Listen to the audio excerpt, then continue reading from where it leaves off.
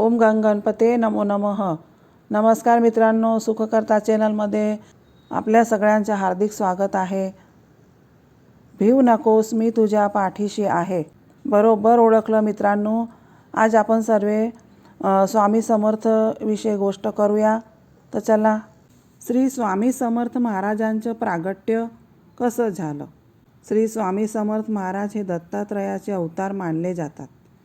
त्यांचं प्रागट्य काळ अंदाजे 19व्या शतकात 1800च्या आसपास मानला जातो.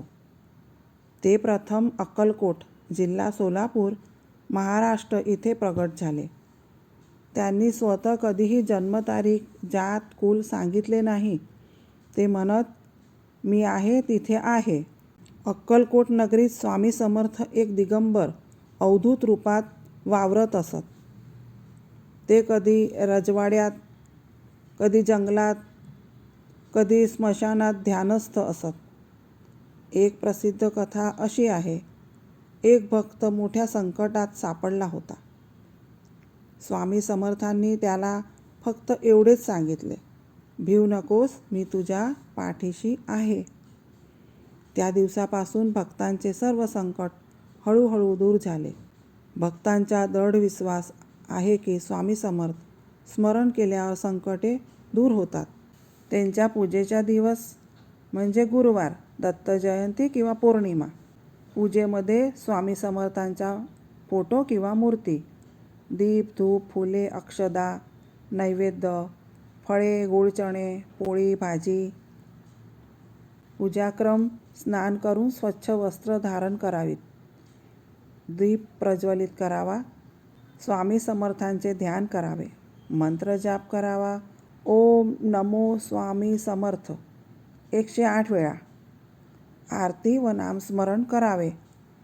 क्षमा प्रार्थना करावी. ते गुरुकृपेचे साक्षात रूप आहेत.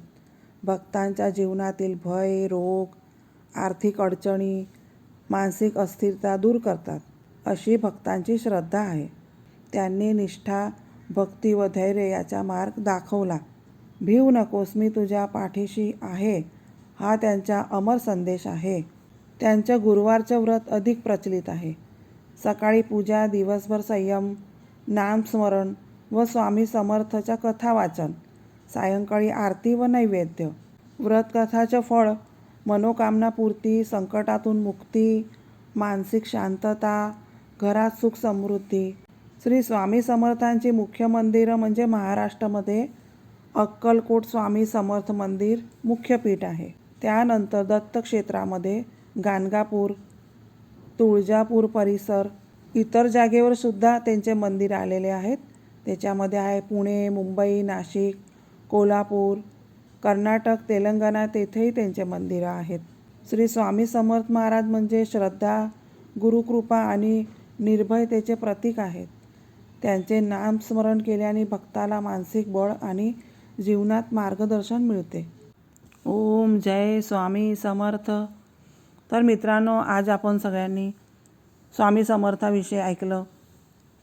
जर आपल्याला आमचा हा व्हिडिओ आवडला असेल तर प्लीज लाईक, शेअर आणि सबस्क्राईब करा आणि कमेंट करायला विसरू नका.